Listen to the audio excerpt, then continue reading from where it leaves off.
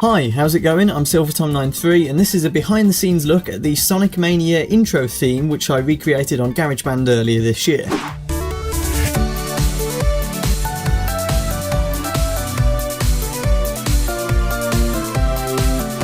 So I'm using GarageBand on an iPad. You can use an iPod or an iPhone. You can even get GarageBand on Macs if you have a Mac or a MacBook. This isn't necessarily a tutorial, but just sort of a behind the scenes of one of my song remixes, and to try and show you like what goes into a song that I make. It's not just play a song, there you go, there's my remix. It's a lot more, well, as you can see here, there's a lot of things that go into a song remix. So it's not going to be a tutorial, but it's a sort of tips and tricks and sort of how I do it. So if I just move my shadowy hand over my iPad, I'm going to skip ahead to this part, and I think what I used mainly for the melody in the chorus was the glockenspiel, the piano, and what it does is it makes this.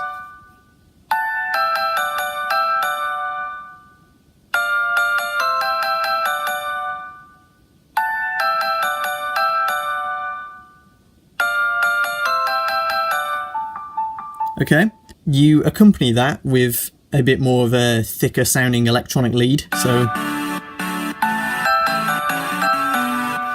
And if I just play that on its own, just turn these off.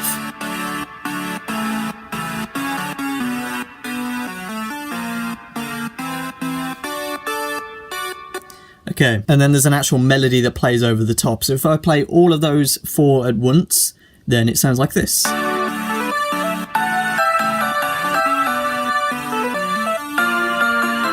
And then the melody on its own.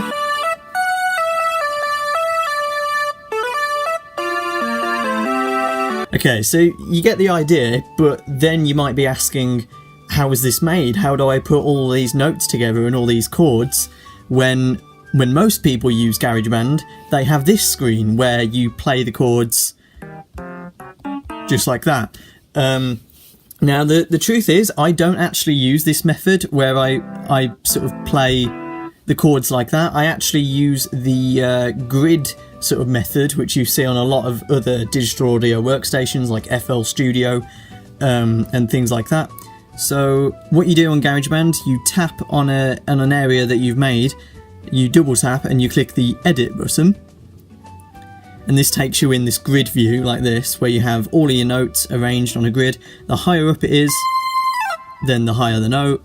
The lower down it is, the lower the note. The grid goes up, I don't know if you can see that on this camera, but the grid counts up in squares.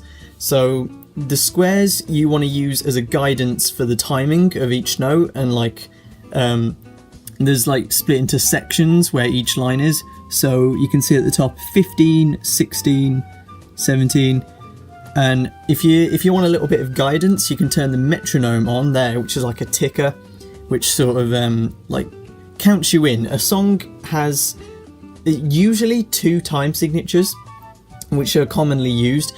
I think every song on my channel is in a time signature called 4x4. It counts up in 4s 4 times, and that's just like one section. So if I just play this right now, can you hear the ticking noise in the background? 1,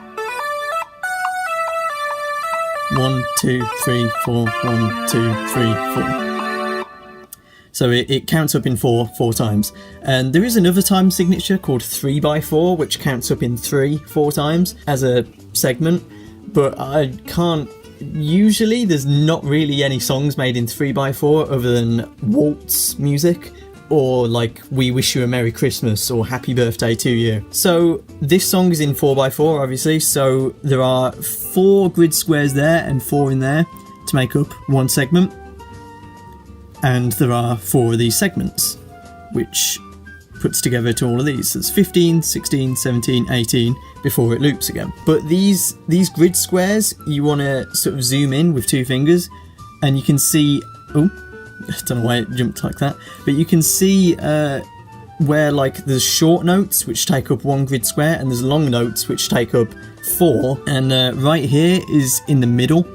So it's a bit hard to explain, but like once you sort of study the song that you're trying to recreate, and get an idea of the timing of the notes, the position of the notes and the backing chords, then this should come as like second nature to you. So if you want to place a note, then you slide this red thing over here and then just sort of tap on the grid. So I've added that note in there, and now it makes this.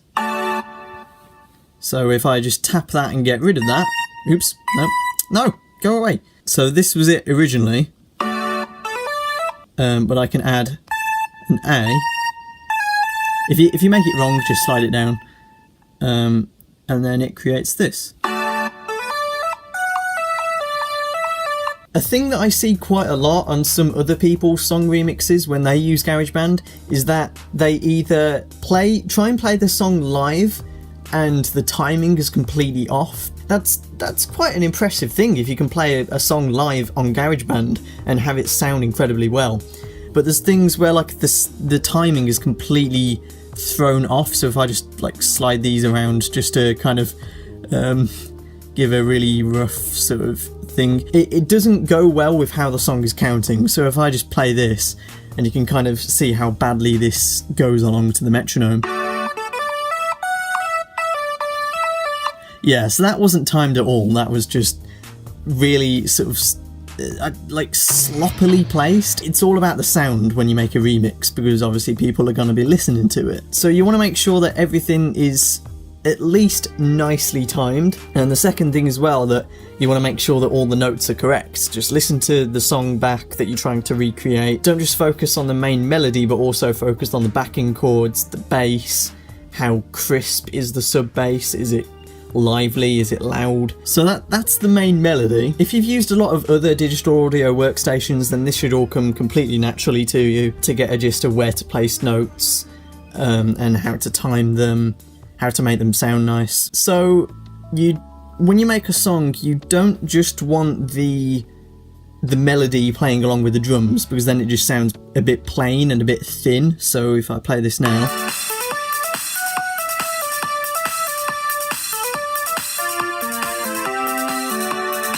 so you want something to try and thicken the sound and sort of layer it a little bit more. You might not hear these small mini sounds and effects straight away, but overall for the entire song it's gonna make a pretty big difference.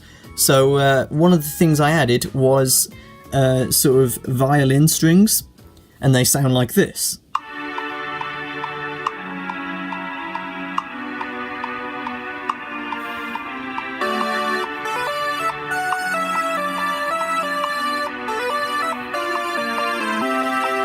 So it gives a bit of a sort of background, not melody, but like backing chords pretty much, just to make the song a lot more layered. And I also added a bit more of a techno synth along with the thing. So if I play all of those three at once, so we've got the techno synth, the main melody, and the violin strings, then you play those all together. Can you already see how this is starting to come together?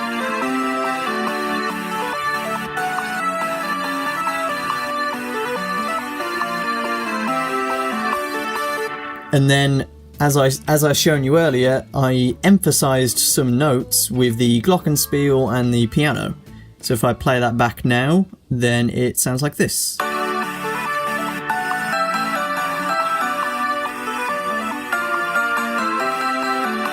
The next thing I added in the intro section was the plucky synth lead, which I think starts here. And there's also another plucky synth which is used for what's called an arpeggio. And an arpeggio is where like notes ascend or descend in an order.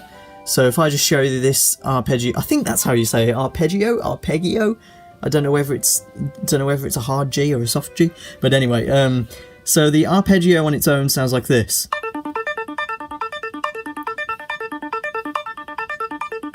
It's just that on a loop. If I play the glockenspiel section along with that, then it's this.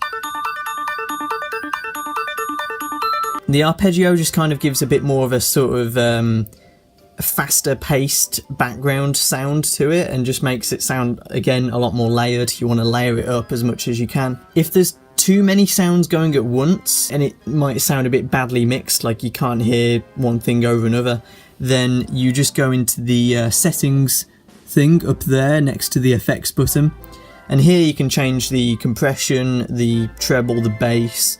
You can even change like echo and reverb. That's quite good, especially for drums. So if we play all of that all together, if we have every single instrument playing at once, then the intro segment will sound like this. Can you hear the arpeggio in the background?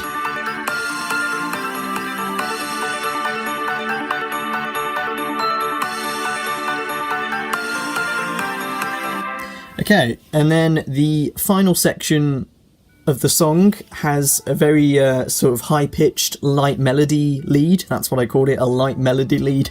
It's not really very technical, but oh well. And that goes like this.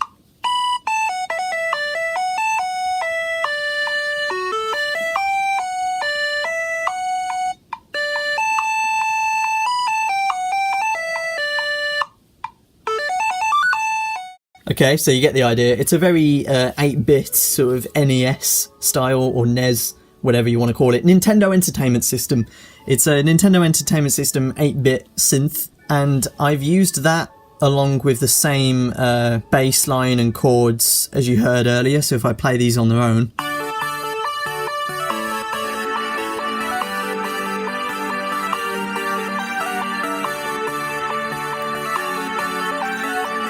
And then I add the 8-bit synth along with it.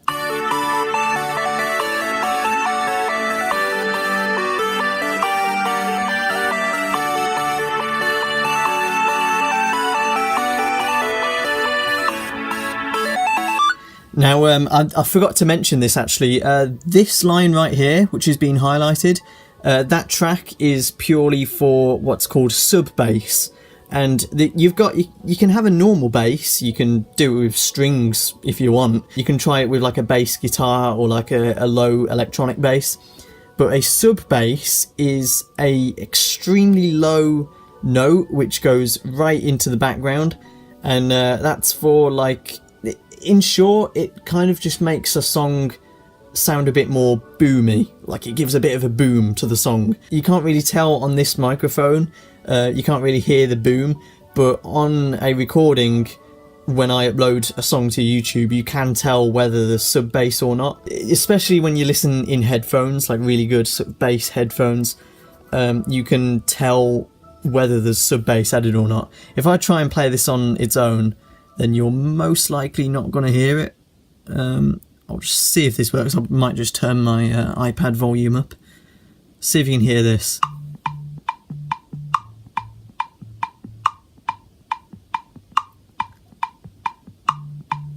It's extremely quiet, just played out of a normal speaker, but in headphones it's definitely noticeable. If I just show you the melody of the main lead at the end of the song, the 8-bit Nintendo Entertainment System lead, again it uses that grid system and it looks like this.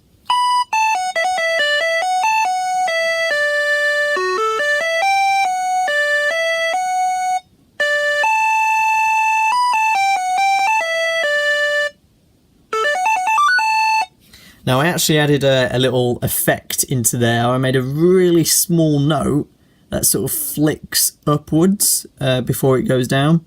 So if I play that from here, then it will just sound like this.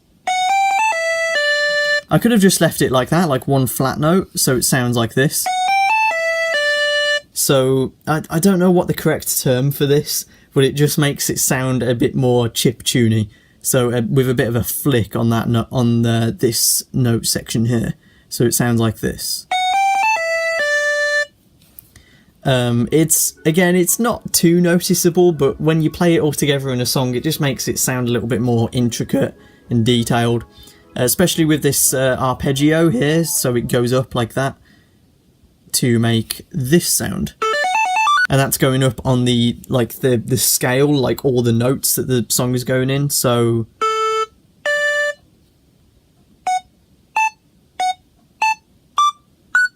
if you just tap each note, then you hear it. So So this arpeggio doesn't go up like that. It goes up in the chords that the song is playing in. So you wouldn't... I can make this sound really flat and out of tune like this. That sounds absolutely horrible, but I'm just going to really quickly show you what I did for the drums. So I used a pre-made Apple like GarageBand loop for the kick, which is just I think it's called Festival Kick 2, and that's a very sort of loud, boomy kick. All it is just this.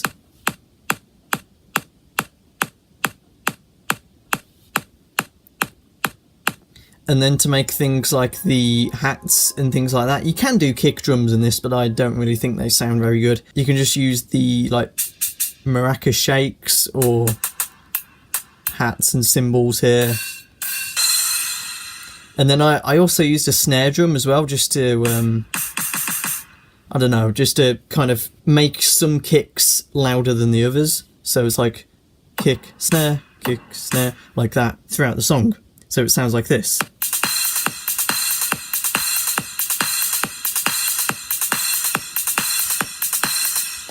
I might just get rid of the cymbal actually, because that sounds pretty horrible. So if I play this on its own,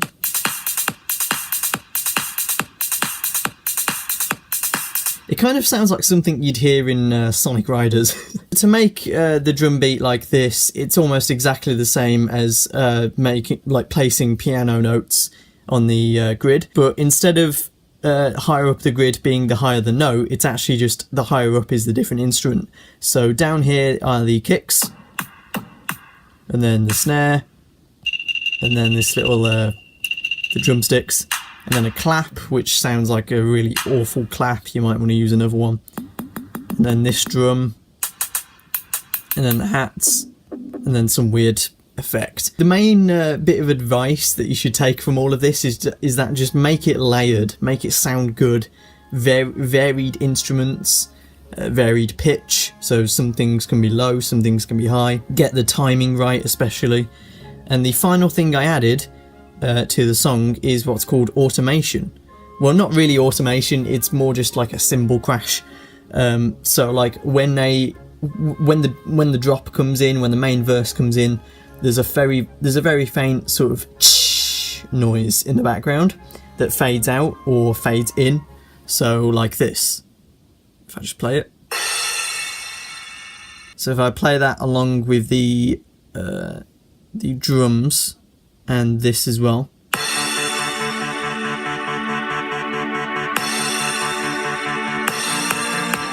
If I play everything all together, then you sort of see where that cymbal comes into play, that sort of crashing noise. So if I play this from the start, the cymbal.